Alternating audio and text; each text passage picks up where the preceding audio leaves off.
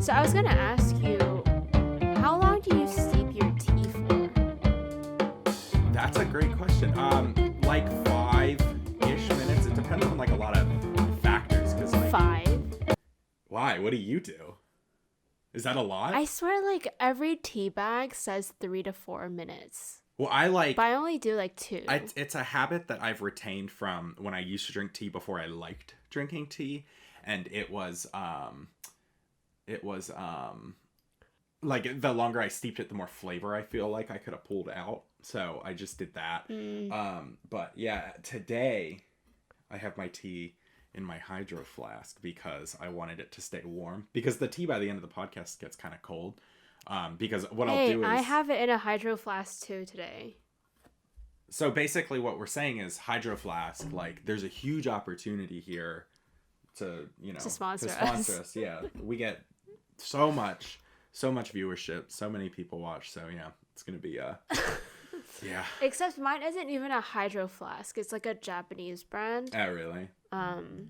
In my experience, Japanese products are like the best products almost always. Hydro flasks are really expensive, but this one I actually got for my girlfriend for her birthday, and then it didn't ship, so I got a refund for it, and then I bought her like a different hydro flask, gave that to her for her birthday, and then like 3 months later this showed up in the mail. So I actually got this for free, even though these are like $40. So they did sponsor you. They sponsored you that one time. Thank you, the seller on eBay, for giving me your hydro flask 4 months late. It was Anyway, we should get started. We should get into it. Hello and welcome to the Fingerboard Brew. My name is Annie and I'm here with my co-host Evan. What's up? What's going on? Thank you so much for tuning in. If you don't already know, we are on Instagram at the Fingerboard Brew, and then we're also on Spotify and Apple Podcasts for the audio only, and then we do have our YouTube channel, which is the video version, which hopefully if you're seeing the video version, we do put a lot of work into it. But yeah, so if you're not subscribed on those platforms, definitely check us out because we post on Instagram a lot of behind the scenes content, and then on YouTube again, the full video version of the podcast. So before we get started, what tea are you drinking today, Evan? This is really exciting. I went downtown to the city like I've been saying I was going to do, and I bought like a specialty tea from a specialty shop. I brought it back, steeped it. It's delicious. I cannot remember what it's called. And the tea bag is downstairs. So I will let everybody know eventually what tea I ended up buying. But yeah, so this is kind of sad, but it's really good. It's an herbal tea. It has like, I don't think it was cranberry, but it kind of tastes a little bit like cranberry. It's good. But what about you, Annie? Okay. I'm drinking peppermint today. Ooh. That's very in theme with the holidays, which is when we're recording this just about. Right around there. So. I feel like every episode thus far I'm just drinking Earl Grey or English breakfast, and honestly that will probably be the theme. But today I was just feeling peppermint. I went to the store to get some peppermint because I went out to take some photos. But yeah, so peppermint today. We're both switching it up today. I think that's good.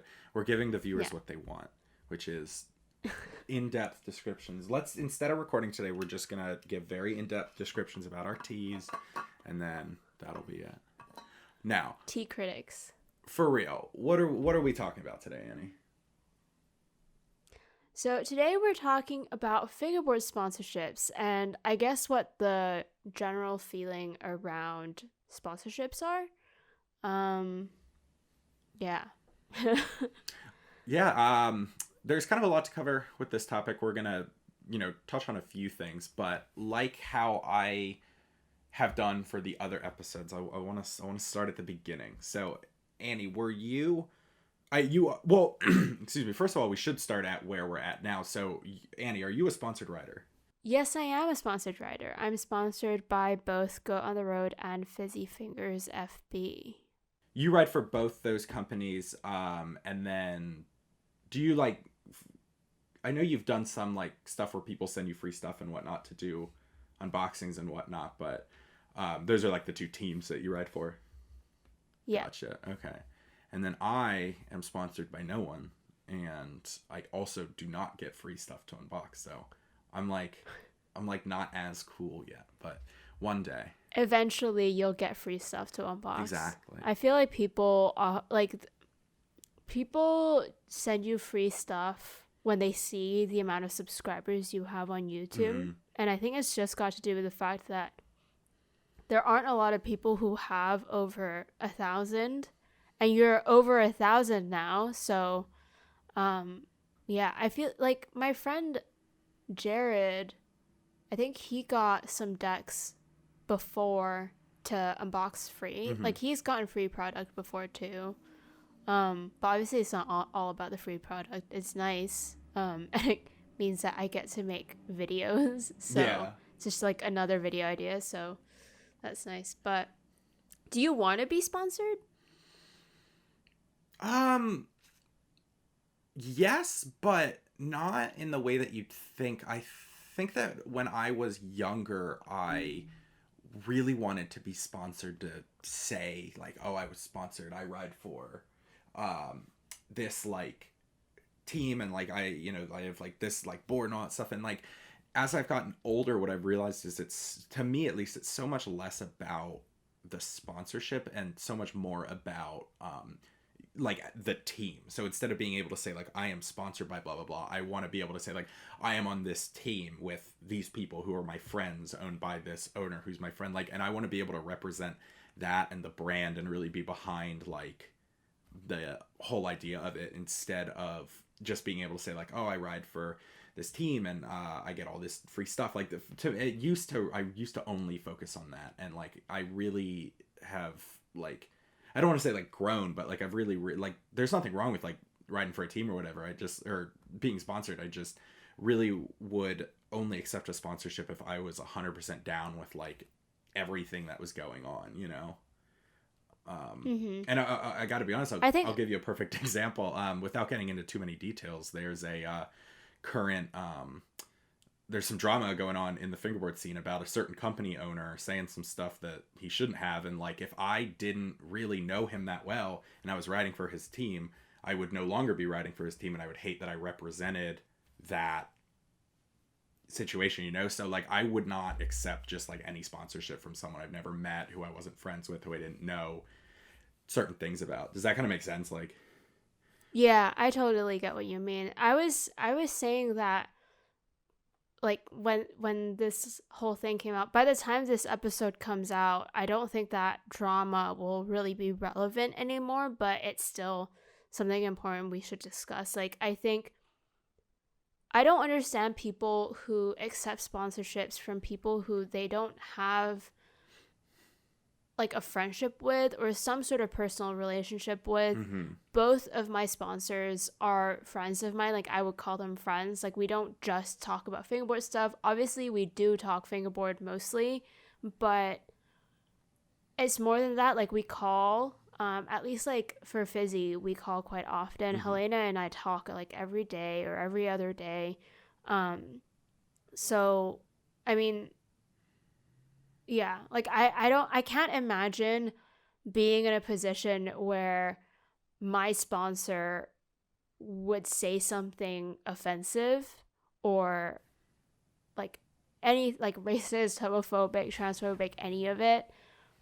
Just because I know that in order for me, sort of exactly what you were saying, in order for me to proudly represent a company, I need to know what the values of the owner are. And like I said, like it has to be my friend, specifically because like my friends don't say that, you know? They like, it's just like the whole fallout from what happened is just like, just so embarrassing, and so like, I don't know, like I am not friends with people who do that kind of stuff, and if they did, they would apologize and be serious and not try to become a victim and not try to put it on anybody else. Like, you know, and it's like, I never want to be in a position where I would have to even have to leave a team because that happened. Like, I don't even want to have ever been on the team, you know? So that's why I'm so weary about, I mean, I've brought that point up before, but now like we have a concrete example of it happening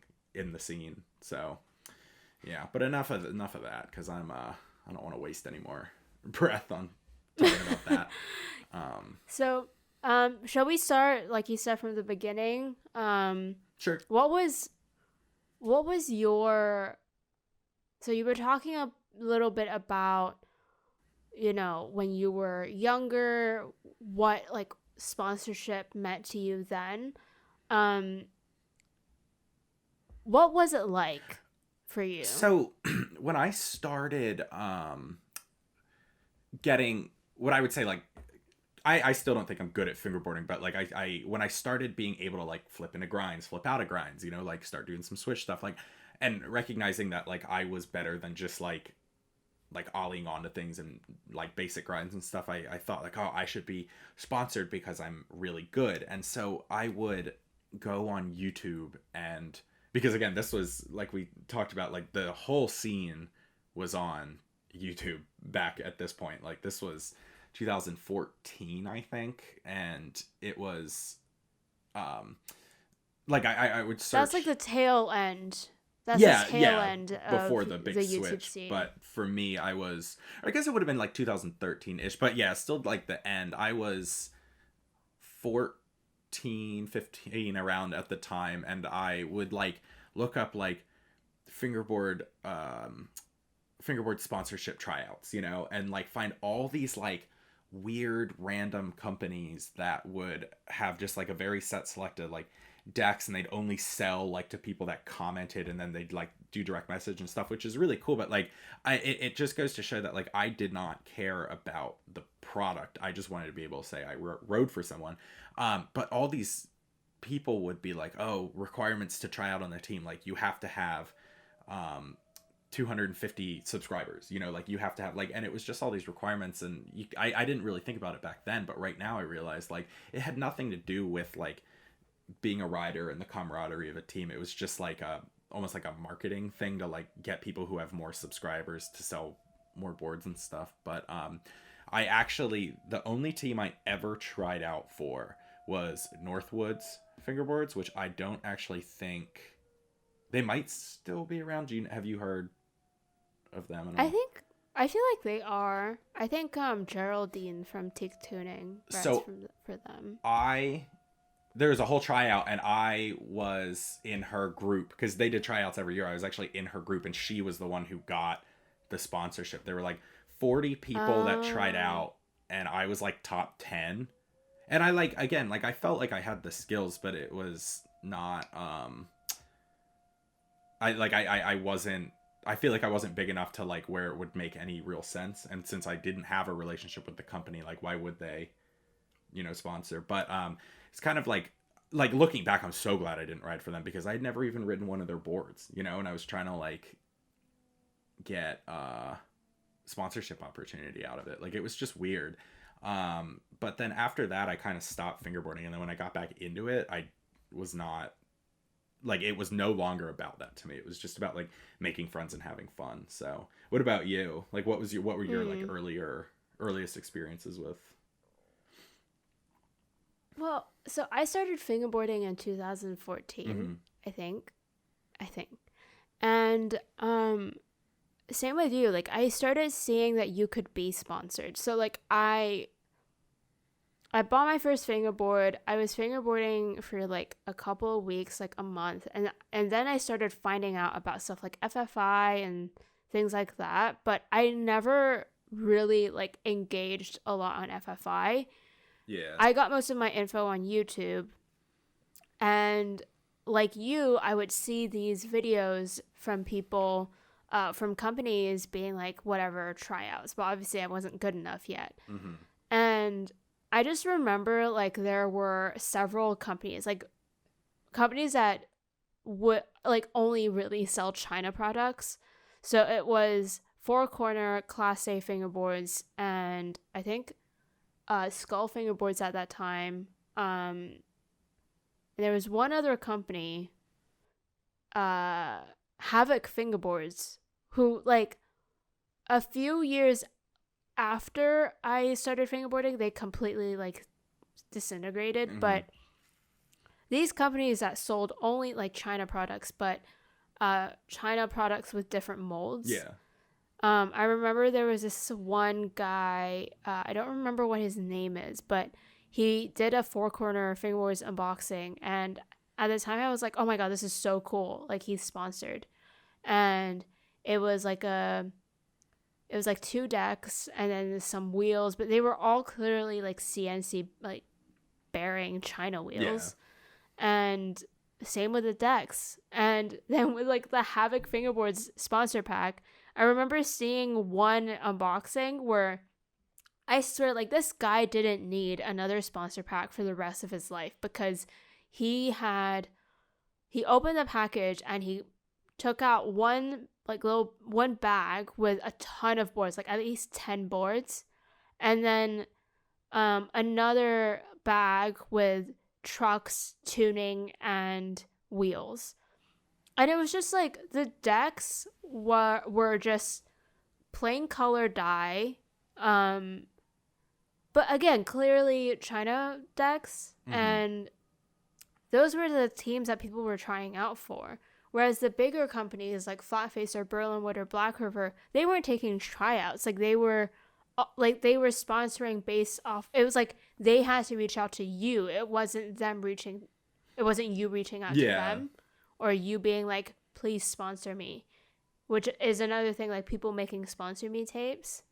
That was funny. Yeah, it's weird to see the difference between skateboarding and fingerboarding, like with the sponsor tapes, because a lot of people in the skateboarding scene will like put together like their best tricks and send them out to a ton of companies and like, you know, just like try to do it that way. And I think it's because skateboarding is skateboarding is significantly more lucrative, but it's people would do that. And like when you hear about it in fingerboarding, it's almost kind of weird because it's like sponsor, like established companies understand that sponsorships are for people that become like friends. Like I don't want to say it's like, oh, you make a company and you put all your friends on it. Like that's not what I'm saying. I'm saying it's like people that fingerboard that are good, that you met through the community, who you get along with, who are like your family, and then you become a team. And I think that a lot of people don't really understand that. And so like we'll get into this more, but like when I get sponsorship opportunities, like I would even say like 90% of the time I don't even look at the profile. I'm just like, oh no thank you. Like I do not know you, and if you are reaching out and the first thing you say is that I should ride for your team, I understand that your head's not where my head's at. There's nothing wrong with it, but like we have different ideas of how this should go. I'm not interested. I say it nicer than that, but that's the reality of the situation. Like I'm not gonna ride for a team who anonymously reaches out. Like the only way I would do that is if like Kellogg's cereal reached out. I would do that in a heartbeat. I'd sell out. That'd be so funny. Oh yeah. Yeah, I totally like any of that. But yeah, what you were just talking about, like Helena actually sent me, both Helena and Lisa from Fizzy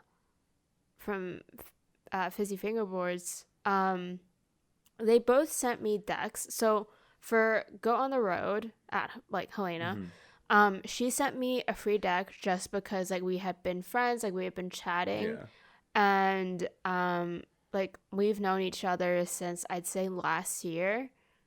Yeah, last year. So she sent out a deck.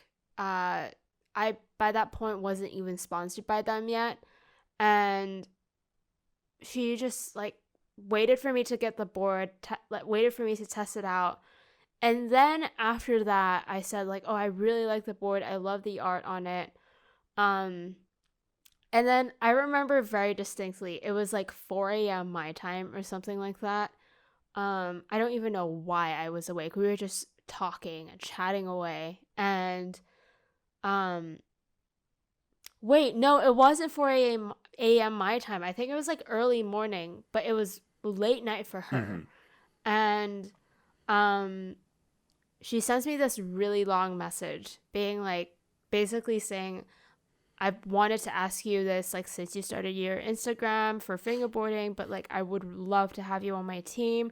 Like, we really get along, blah, blah, blah, blah. And it just like, it was such a heartwarming message. And it was like, hey, like, come be a part of this little family we have, or like, hey, like, let me like spoil you a little, like, Yeah. let's be better friends even. Yeah. I And liked, how did you phrase that? I liked what you said, like, come be a part of this. It's not like yeah, you ride for me. It's like we are now, like, it's not like you're like profiting or part of the business or anything, but like you are becoming part of, for you specifically, like you are becoming a part of Good on the Road. You know, like that's what you should be focused on, and not the yeah.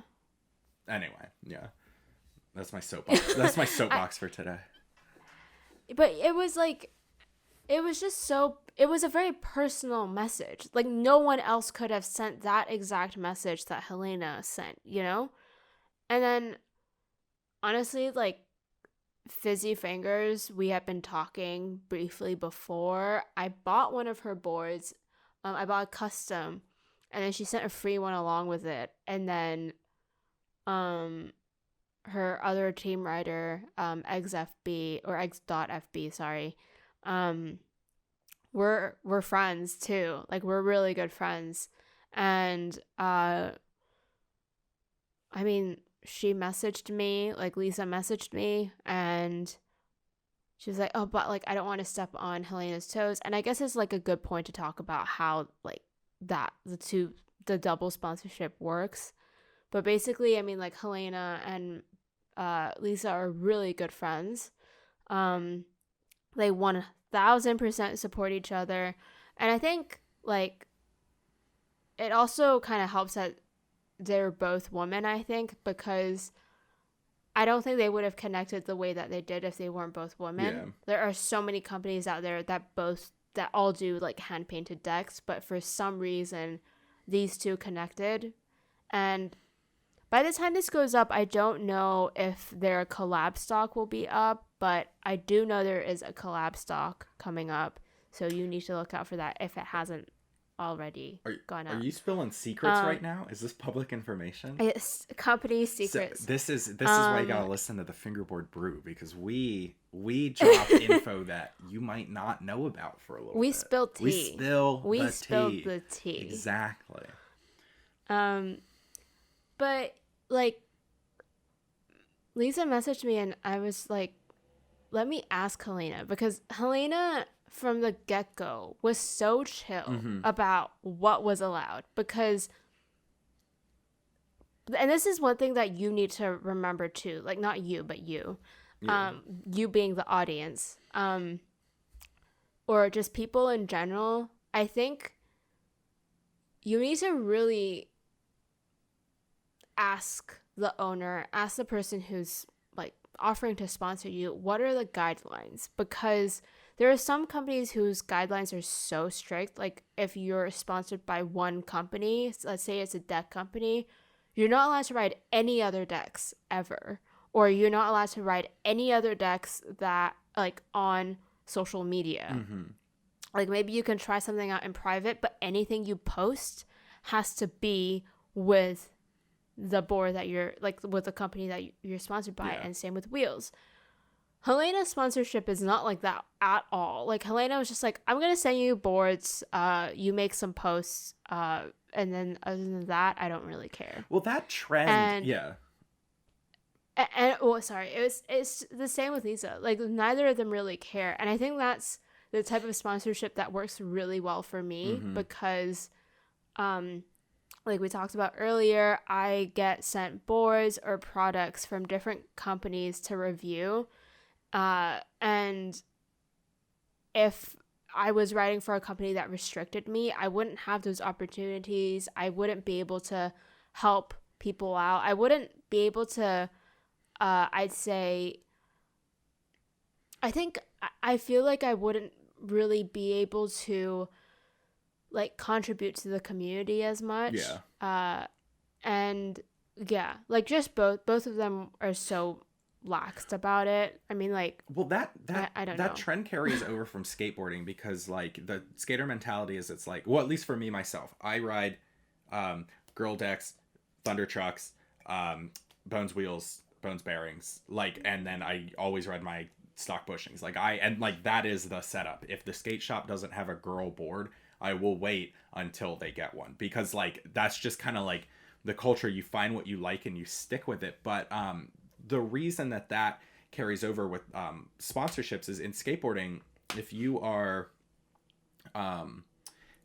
sponsored by a company, you ride their decks, you represent that company, and it's like what you like, but you make your money, you gain your followers off of like your tricks, you know, like it's strictly based on, and there's exceptions to that obviously with like content creation and stuff now, but like at least back in the day it was like you made your money by your tricks, your magazine ads, your video parts, and all of that stuff was done on the same deck because that's the company you're representing. But in fingerboarding, like, you know, you have 4,500 or 5,000 subscribers at this point, and but your content is...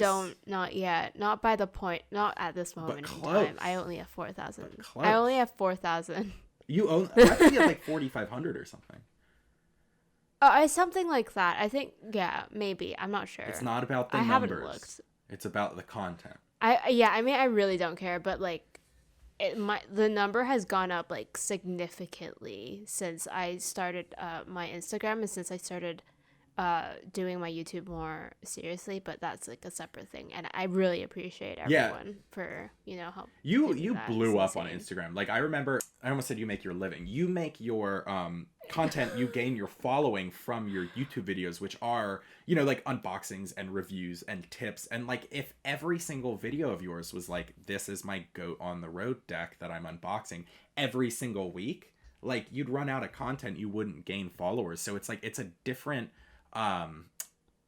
way to market yourself in fingerboarding than it is in skateboarding. And so to have a sponsor that like understands and recognizes that and lets you continue to do all that while still riding for their company is like super awesome. But it's like, it's different from skateboarding, you know? And like, I feel like a lot of companies don't realize that for when they sponsor content creators. Like, I could never ride for a company that's like, you can only talk about our boards. That's just, it's impossible. Yeah. And I think that's also why like Helena was so okay with me being on Fizzy as well. Like, both of these are deck companies, and I know it's really like not normal to be sponsored by two deck companies. Yeah, that's why I clarified in the beginning, because it is, I don't know a lot of people that ride. I know people that ride for a company and are like ride all these other decks, but like to actually specifically be a rider for two companies, that's exceptional. That's totally different. And I think like, I don't know, like, I understand why there's this, like you said, it comes from skateboarding, but the thing is, like, I personally don't think that this, like, the exact same rules from skateboarding need to apply for fingerboarding. And I also think that the community is so small. Like, if you think about it, it is really small. And, well, it's like big but also small at the same time. But I really don't think there's more than 200,000 fingerboarders around the world, or like maybe 500,000. I would say there's more than a million. Like, personally, I think there is, but I might be optimistic. I think you're probably more realistic. Yeah, I had a conversation with Mike about this after Rendezvous, but I was also drinking tequila, so I might be exaggerating some figures for the story. But yeah, I remember, if it wasn't Mike, it was someone, we were talking about just how big the community is that you wouldn't even think about it, because there's a majority of people, like even myself, I mean, I was not on Instagram for 2 years. I just fingerboarded by myself without people. Like, I'd watch some old YouTube videos, but like, it was I don't know. So I would hope that there's more than 1 million, but I think you probably have a more realistic guess for what it actually is. But we should do some research on this when we finally write our book. Once our podcast is the #1 podcast in the world and we write our book, we'll do the research. Okay, so maybe there's a million people out there that fingerboard, Yeah. but like my personal experience of fingerboarding is it's such a small community, like especially on Instagram now that it's moved there. It's big, but like I don't know. I don't think it's that big, you know? Like Yeah, it Mike only has 50K something mhm. followers, which is I feel like the most you can get for fingerboarding. Um cuz like I don't know a lot of people who don't follow Mike Schneider who are in fingerboarding. Yeah, that's Apart from the primarily people who care so much about who like the number of followers, oh sorry, the number of people they follow, like their follower and follow ratio. mhm. um that's the only people I can think of, but my point was kind of like I think the community is so small that you're gonna end up running into other companies anyway, if that makes sense. Yeah. And there's also a huge thing about fingerboarding that doesn't exist in skateboarding, I think, and that is collecting. Yeah. Like deck collections are a real thing. Like I have a deck collection. I don't know anyone who collects skateboards because they're so big. And Yeah, I feel like the only people that collect skateboards are like pros, you know? yeah, Like people who have the because they money and have the their own, resources. yeah. Yeah.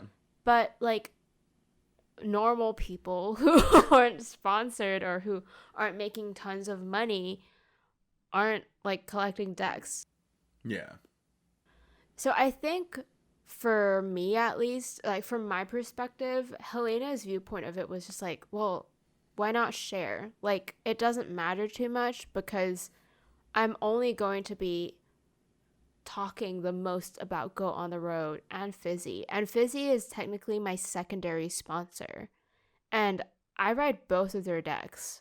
And they're very different boards, but at the same time they're also the same because Yeah. obviously they're both hand painted but with very different styles, and then their shapes are very Mhm. different too. But Yeah. yeah, I just Well, don't think Helena minded, and neither did Lisa.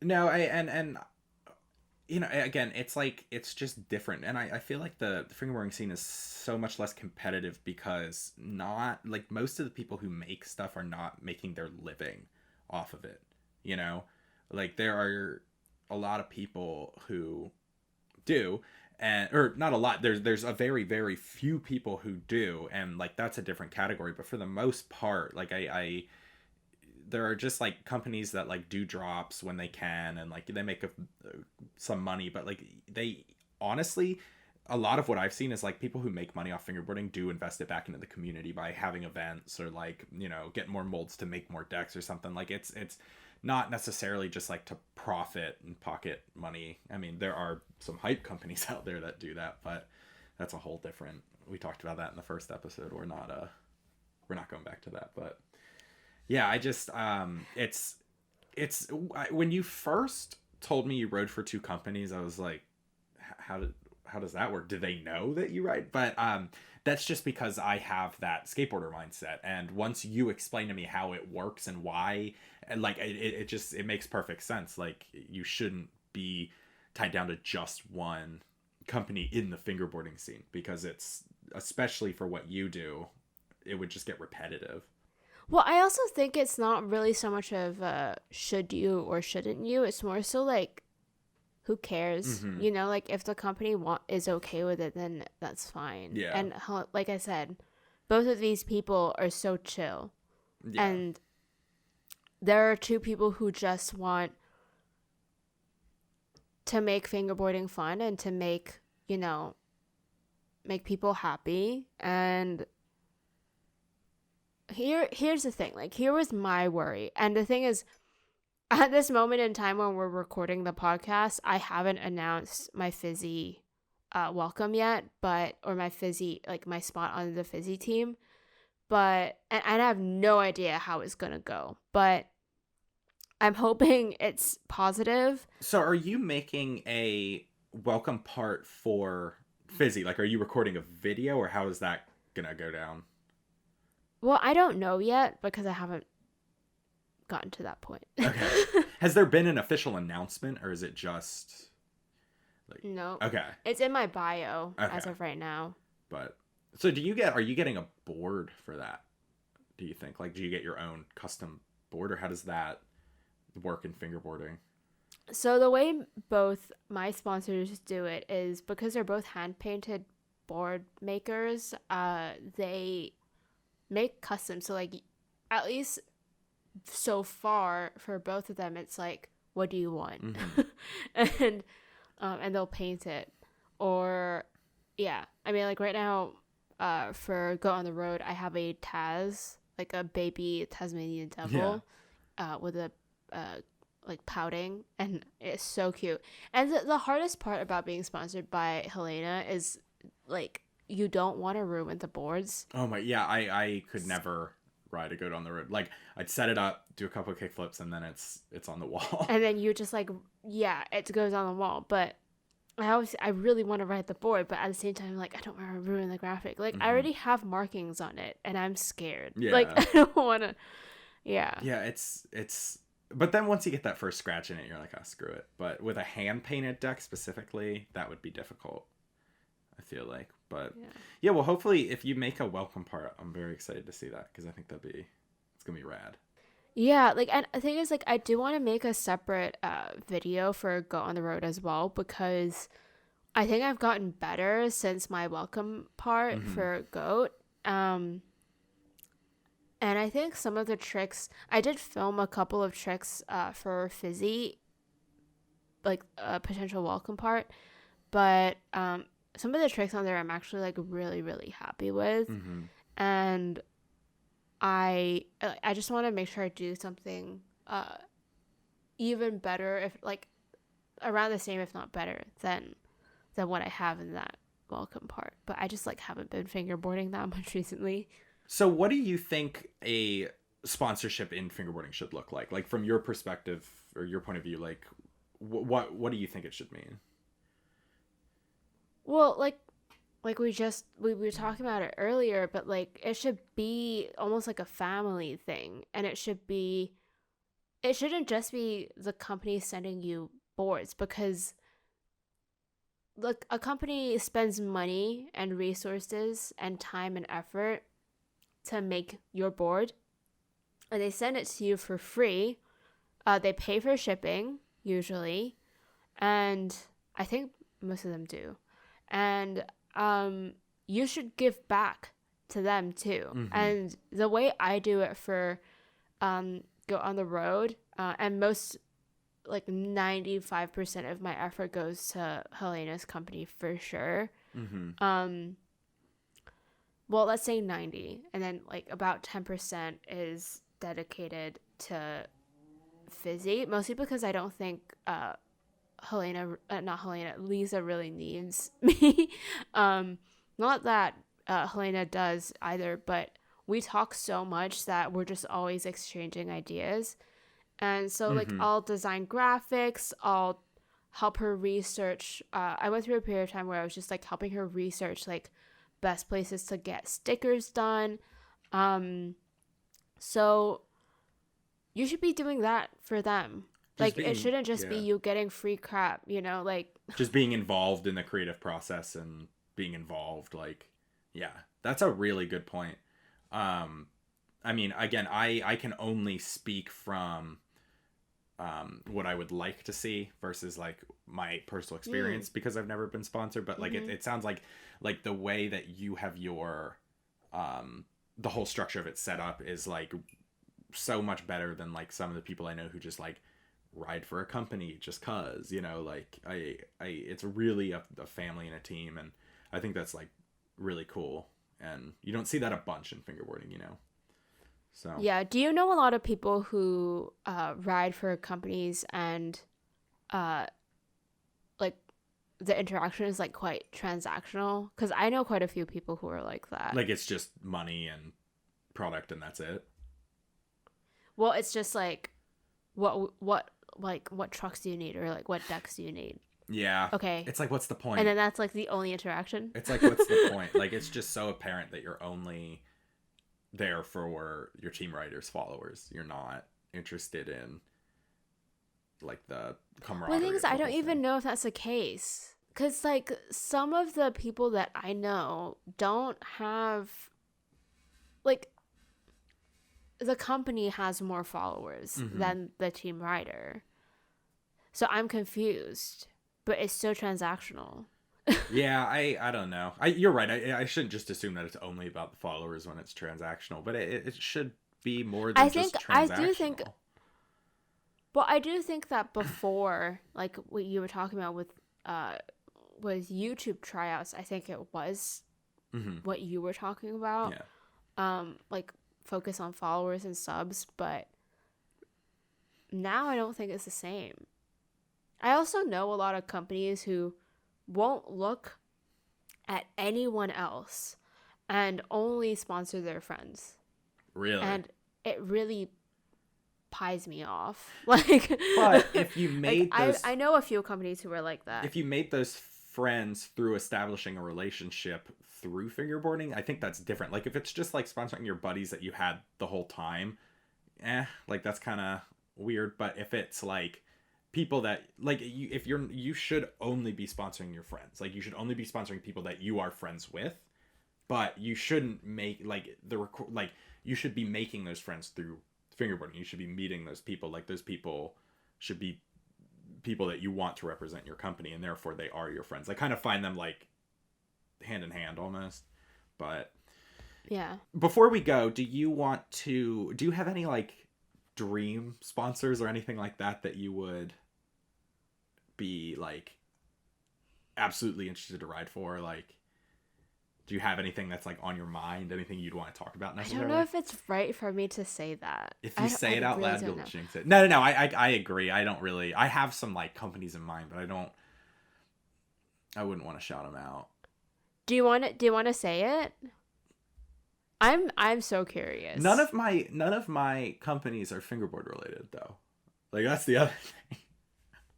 Oh, like, well then like who cares? Just say it. Yeah, like any company that makes cereal.